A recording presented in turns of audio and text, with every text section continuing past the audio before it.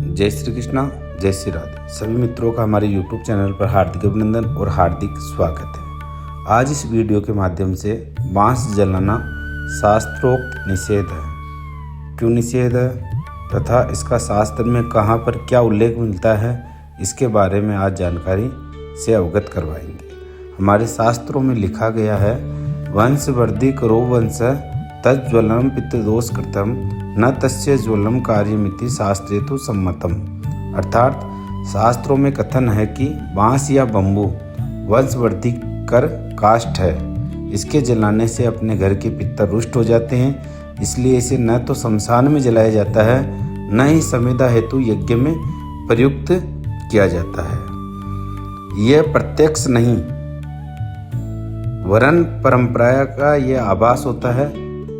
धूपन में बांस का प्रयोग नहीं किया जाना चाहिए, जैसे कि अगरबत्ती में प्रचुर मात्रा में इसका प्रयोग किया जाता है, वह शास्त्र सम्मत कतई स्वीकार्य नहीं है। देवताओं के पूजन में अगरादि धूपन का विधान आता है, कहीं भी अगरबत्ती जलाने का नहीं है। भाष्य हरिहर समेत आधनम में मारीच का वचन उद्धृत करते हुए लिखते हैं कि इस तरह की समिधा कभी भी यज्ञ इत्यादि हवन में नहीं लेनी चाहिए। उन्होंने क्या लिखा है, विशीर्णा विदला हस्वा वृक्का सुश्रिका कृसा दीर्घा स्थूलम जुने दुष्टा कर्म सिद्धि विनाशिका वृक्षा ये कटकाणिका खेदृश्चेति वर्जिता कर्म सिद्धि विनश्यन्ति त्वसी सारम कुल घातक।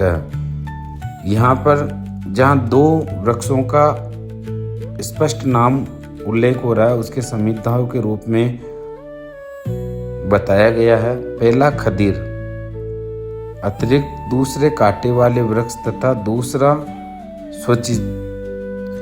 सूची सार या बांस, क्योंकि इनके जलने से यज्ञ की सिद्धि तो निष्फल होती ही है, साथ ही पितरों की रुष्टता से कुल का भी नाश हो जाता है।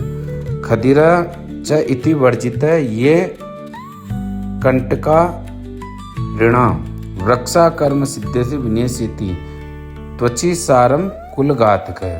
अब प्रश्न ये पैदा होता है, त्वची सार क्या बांस का ही नाम है?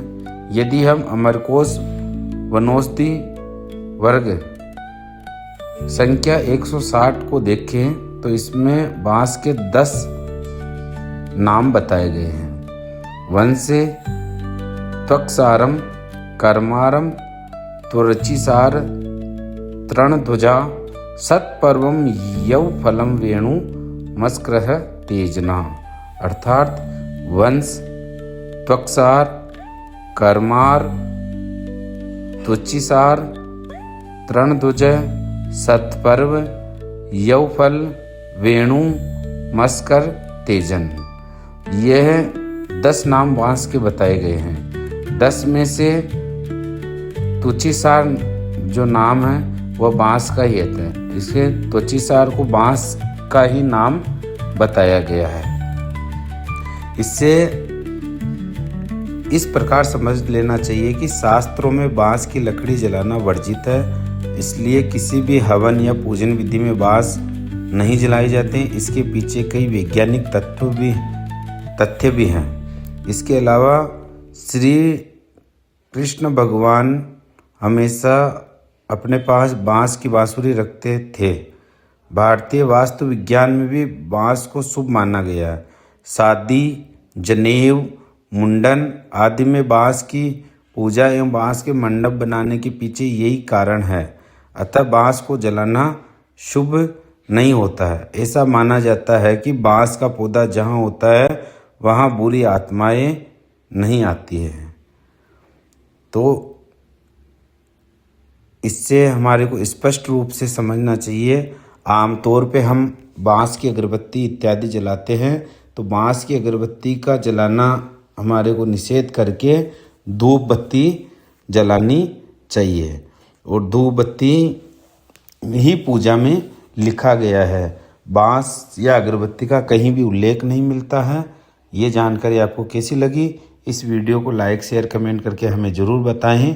जय श्री कृष्णा, जय श्री राधे। आपका जीवन मंगलमय हो।